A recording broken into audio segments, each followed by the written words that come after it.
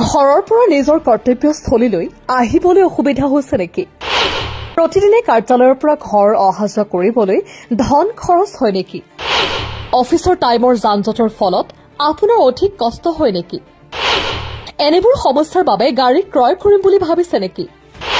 যদি হয় তেন্তে জানি লওক মাহিলী EMI কিমান হ'ব পাৰে আপোনাৰ।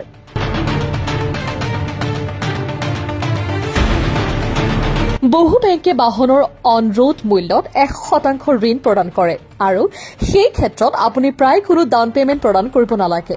কিন্তু সাধাৰণতে গাড়ীৰ অন ৰোড মূল্যৰ 20% ডাউন পেমেণ্ট দিলে আপোনাৰ ওপৰত মানসিক হেঁচা বহু পৰিমাণে কম হৈ থাকে।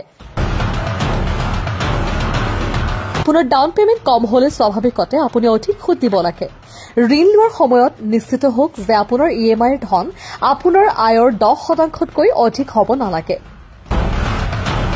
লগতে 4 বছৰতকৈ অধিক সময়ৰ ঋণ ল'ব নালাগে। ধৰি লওক আপুনি 5 লাখ টকাৰ গাড়ীৰ ঋণ 10% সুদত 5 বছৰৰ বাবে লয়, তেতিয়া মুঠ 6,37,411 টকা দিব লাগিব, অৰ্থাৎ 1,37,411 টকা সুদ দিব লাগিব।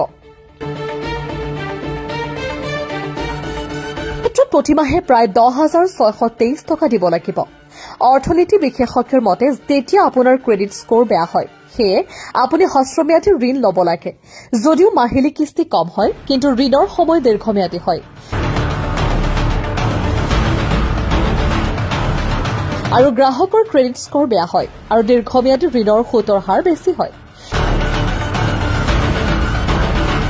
সেয়াই নহয়, দীৰ্ঘম্যাদী ঋণৰ ক্ষেত্ৰত আন এক বিপদ আহি পৰে। ঋণৰ সময়ছোৱাত গাড়ী মেৰামতিৰ প্ৰয়োজন হ'ব পাৰে। ফলত সেই ক্ষেত্ৰত আপোনাৰ অন্য খৰচ বৃদ্ধি পায়, যিটো গ্ৰাহকৰ বাবে একেবাৰে লাভজনক নহয়।